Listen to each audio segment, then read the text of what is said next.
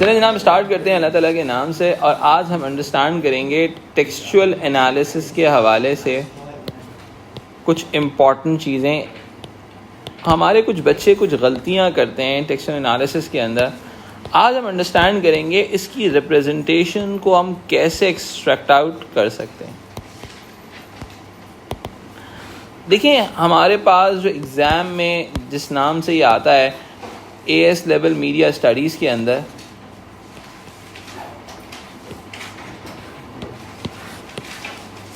ठीक है, इसको कहा जाता है media text. This portion is also called media text. Actual में हमारा जो डायरेक्टर होता है या फिर जिसको हम प्रोड्यूसर कहते हैं, वो क्या करता है? प्रोड्यूसर एक्चुअली एक मीडिया टेक्स्ट को इनकोड करता है। प्रोड्यूसर दरअसल एक मीडिया टेक्स्ट को इनकोड करता है, एक कहानी को, एक बात को, एक नैरेटिव को इनकोड करता है। और हमारी ऑडियंस जो होती है वो उस इनकोडिंग को, उस मैसेज को डिकोड करते हैं। ऑडियंस का काम है इस कहानी को डिकोड करना।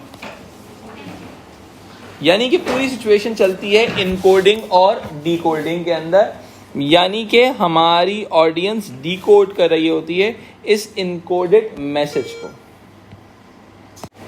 तो भाई होता क्या है कि हमारा प्रोड्यूसर किसी भी मीडिया मैसेज को इनकोड करता है, ठीक है, और उस मैसेज के लिए हमारे पास कुछ ना कुछ कैरेक्टर्स चाहिए होते हैं। सही है।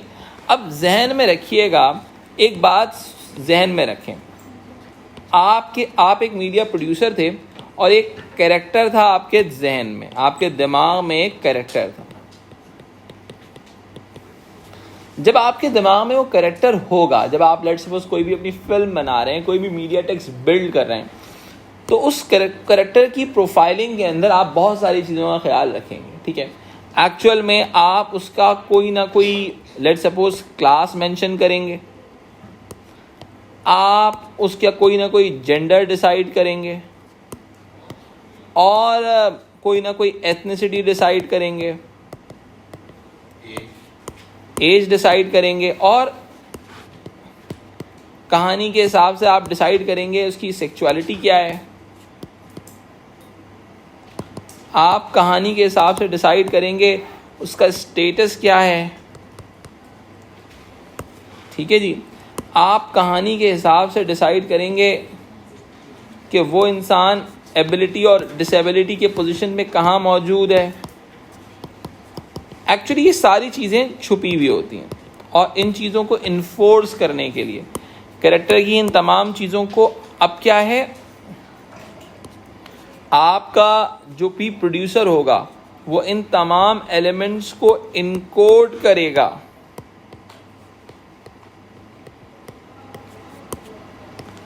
किसके थ्रू? अपने टेक्निकल कोड्स के थ्रू।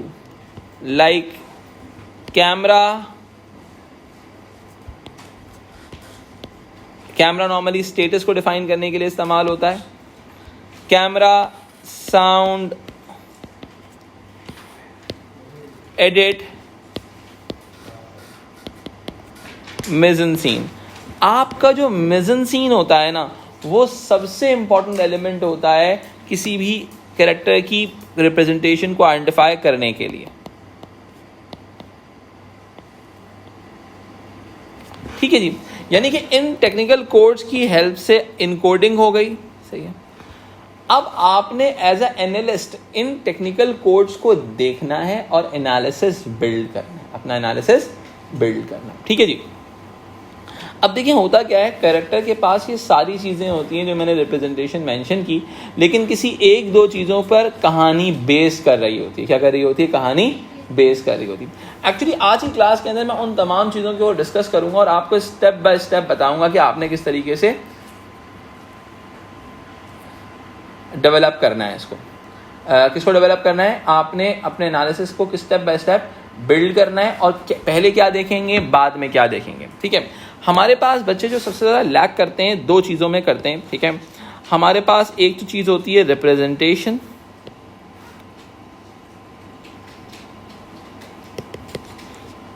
दूसरा होता है हाउ मीनिंग इज क्रिएटेड। देखो मेरी बात सुनो, आपने कहा ये करेक्टर है ब्लैक या ये करेक्टर है वाइट या ये करेक्टर है हैविंग पर्टिकुलर एथनिसिटी। तो भाई सबसे ज्यादा मसला बच्चों को ये होता है हाउ मीनिंग इज क्रिएटेड। देखो मेरी बात सुनो, यानी कि देखो बगैर अम्मा अब्बा के रिश्ते के तुम्हारी एग्जिस्टेंस को दुनिया में मान ही नहीं सकती, सिंपल सी बात है। यानी कि भाई लेट सपोज अलाइजा किनका बेटा है पता है, कोई रेफरेंस है ना हमारे पास।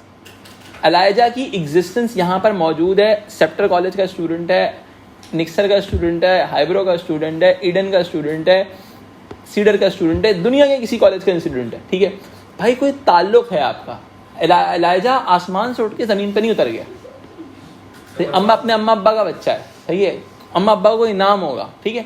How meaning is created. देखो कोई भी करेक्टर आसमान से उतर के ज़मीन पे नहीं आ जाता, स्क्रीन पे नहीं आ जाता, उसको कुछ ना कुछ कहानी बिल्ड करने के लिए उसकी कोई कनेक्टिविटी बिल्ड करनी पड़ती है। यानी कि उस करेक्टर के जो ताने बाने होते हैं ना कहीं जुड़े हुए होते हैं। समझ आई? सही है, क्लियर हुई बात? ठीक है। अब यानी कि हाउ मीनिंग इज क्रिएटेड का मतलब क्या है कि उसकी जो रिप्रेजेंटेशन की मीनिंग क्रिएट हो रही है वो किसी ना किसी टेक्निकल कोड के साथ लिंक हो रही होगी। भाई सबसे पहले क्या हुआ, आपके पास आपको दिखाई गई फर्स्ट टाइम स्क्रीनिंग। क्या दिखाई गई बेटा? अब इस फर्स्ट स्क्रीनिंग के अंदर आपने नैरेटिव को बिल्ड किया, आपने कहानी को देखनी है, नैरेटिव को देखना है, सही है। कई मर्तबा रिप्रेजेंटेशन नैरेटिव से ही निकल जाती है, सबसे इजीएस्ट वे होता है, सही है, ठीक है। अब क्या हुआ, हम सारे लोग किस चीज के लिए कोशिश कर रहे हैं, हम कोशिश कर रहे हैं किस तरह से हमारे पे हमें रिप्रेजेंटेशन पता चल जाए।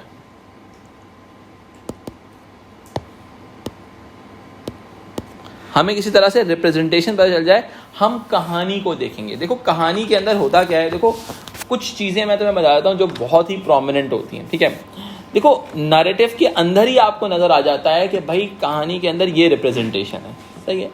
एक्चुअल में हमें सिर्फ रिप्रेजेंटेशन निकालनी नहीं होती, हमें इसकी बाइनरी अपोजिशन भी निकालनी होती। क्या निकालनी होती है बेटा? बाइनरी अपोजिशन का मतलब ये होता है 0:1, 0:1 समझ में आती है? यानी कि लेट सपोज एक गंजा और एक बाल वाला, बाइनरी अपोजिशन से सच एग्जाम्पल ही नहीं है, ठीक है। यानी कि एक इंसान आपकी फिल्म के अंदर दरअसल क्लैश ऑफ कैरेक्टर्स होता है। क्या होता है बेटा? क्लैश ऑफ रिप्रेजेंटेशन होता होगा मेरा बेटा, सही है।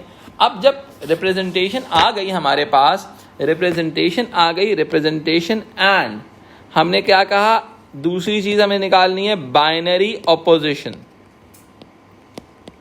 जिसको हम अगर मार्किंग की में देखें तो हमें नजर आता है, एक टर्म नजर आती है जक्स्ट अपोजिशन की। क्या आती है बेटा? जक्स्ट अपोजिशन का मतलब क्या होता है कि भाई लेट सपोज एक अपर क्लास थी तो उसके अगेंस्ट में उसका कॉन्ट्रडिक्शन, उसका कॉन्फ्लिक्ट आपने लोअर क्लास के साथ लिंक करना है। आपने उसका कॉन्फ्लिक्ट जो है लोअर क्लास के साथ लिंक करना है। अभी मैं आपको इसकी एग्जांपल्स दूंगा। हमने क्या कहा, पहले नैरेटिव में देखने की कोशिश की कि भाई कोई चीज़ मिल जाए, काश हमें कोई चीज़ मिल जाता, सही है। नैरेटिव के बाद आपको जो दूसरी चीज़ में मिलती है चीज़, अभी आप पहली स्क्रीनिंग में ही आइडेंटिफाई करने की कोशिश कर रहे हो, भाई एक्शन में आइडेंटिफाई करने की कोशिश करो कि उसका एक्शन क्या है, वो क्या कर रहा है। कहानी में नहीं है तो कुछ ना कुछ तो कर रहा होगा। लेट सपोज एक कहानी है बहुत स्ट्रॉन्ग वुमेन की, बहुत ही पावरफुल वुमेन की, वुमेन सीईओ की कहानी, ठीक है। वो कह रही है कि भाई I just want to open 500, I want to build this company into the $500 million company and this and that। वो ऐसे बातें कर रही है लेकिन वो घर में खाना बना रही है। That shows that she is following the traditional gender identities। Narrative किसी और एंगल पे जा रहा है लेकिन उसका कैरेक्टराइजेशन डिफाइन कर रहा है that they are following the traditional gender identities। Narrative हमें बता रहा होगा भाई ये ट्रेडिशनल, यानी कि एक ये ऐसा कैरेक्टर है जो ट्रेडिशनल आइडेंटिटीज को भी फॉलो कर रहा है और सोसाइटी की ऑटोनोमस आइडेंटिटीज को भी फॉलो करने की बात कर रहा है। समझ में आई बात? अब क्या होता है, बहुत ही सिंपल सी बात है। एक बंदा है, आपने फिल्म में दिखाया एक कैरेक्टर क्या डिफाइन कर रहा है, अब जरा देखना। कैरेक्टर है बहुत पैसे वाली पार्टी है भाई, उसके पास वो बड़ी ज़बरदस्त गाड़ी है, वो एक गाड़ी से उतरता है, सही है, और किसी के पास जाता है, बोलता है सर आप मेरा काम करा देंगे ना।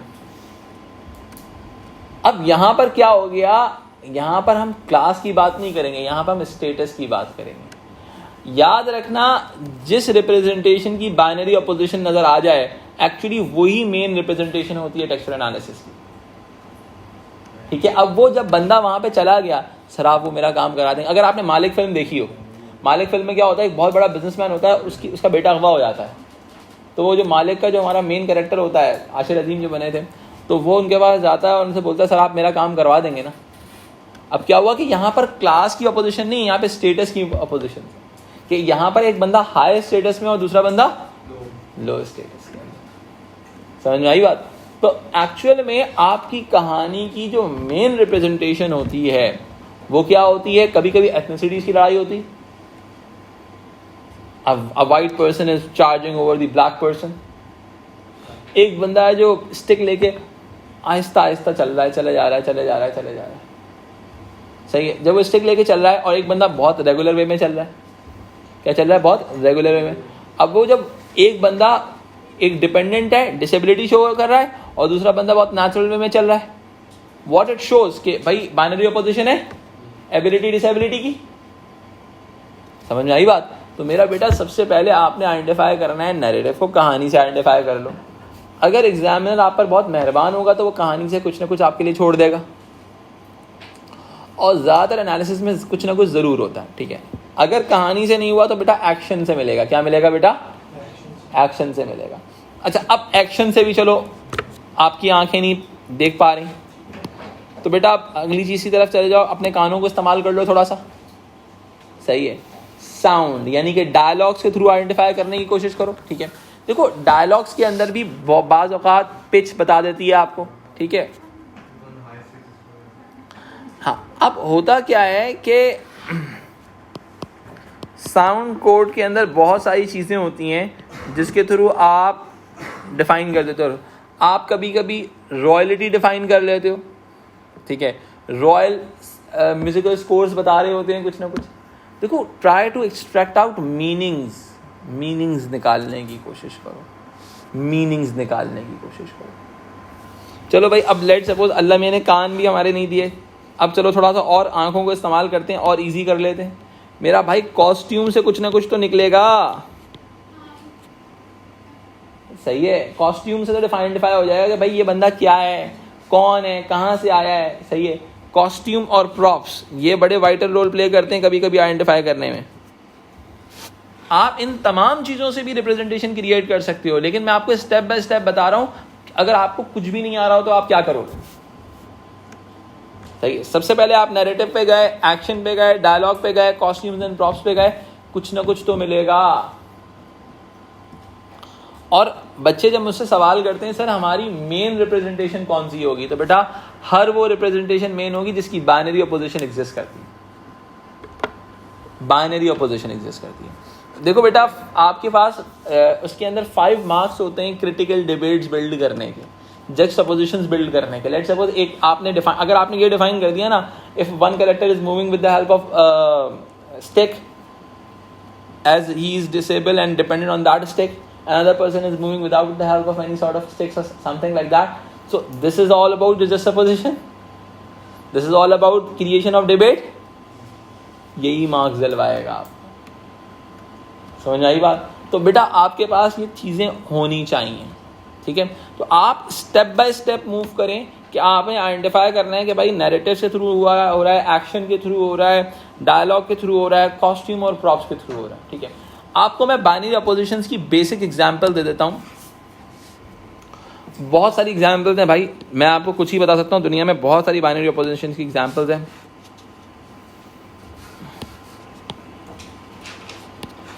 अपर वर्सेस एज है, कैरेक्टराइजेशन में बता रहा हूँ, एक सेकंड। अपर वर्सेस वर्किंग क्लास, ठीक है, मैं आ जाता हूँ इसके बाद। अच्छा, अब अपर वर्सेस वर्किंग क्लास की बात कैसे होगी? अगर आप अपर क्लास या मिडिल क्लास को शो कर रहे हो, you will show the upper class with material capital, यानी कि इनके पास पैसे होंगे. कल्चरल कैपिटल, तमीज़ तहजीब होगी. सोशल कैपिटल, ताल्लुकात होंगे अच्छे.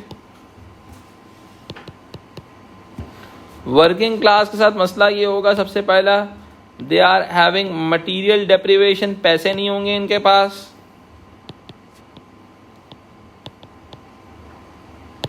अब आपने फिल्म में देखना है ये चीज़ के मटीरियल डेप्रिवेशन एग्जिस्ट कर रहा है या क्या, कौन सा डेप्रिवेशन एग्जिस्ट कर रहा है. कल्चरल डेप्रिवेशन होगा.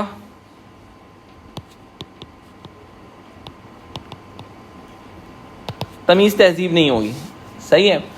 अच्छा, अब देखो इसके अलावा अगर हम बात करें ट्रेडिशनल मेल आइडेंटिटीज़. अब जो ट्रेडिशनल मेल आइडेंटिटीज थी, they were more into the patriarchy, the power of main.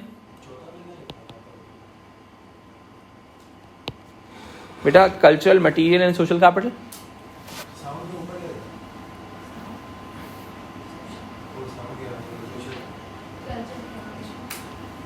Cultural capital के ऊपर मटीरियल कैपिटल लिखा हुआ बेटा.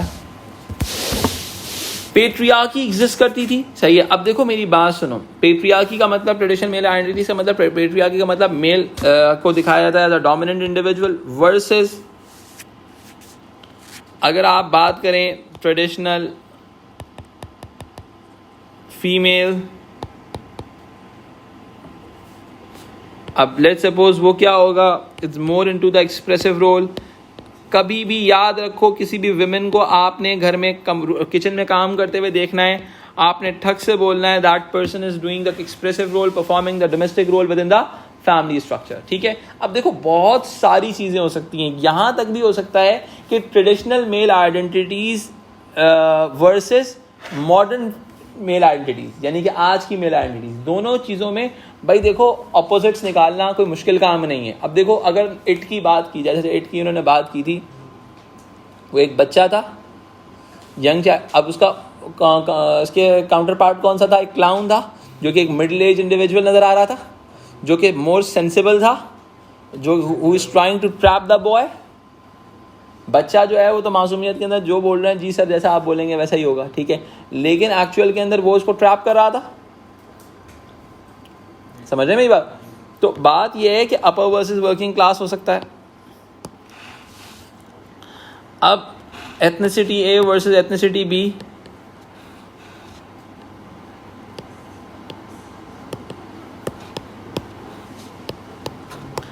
अब इनको कैसे आइडेंटिफाई करोगे आप इनको आइडेंटिफाई करोगे इनके नॉर्म्स के थ्रू. किसके थ्रू आइडेंटिफाई करोगे? सही है. आप निकालोगे इसके अंदर डिफरेंस ऑफ नॉर्म्स. अब जो नॉर्म्स एंड वैल्यूज,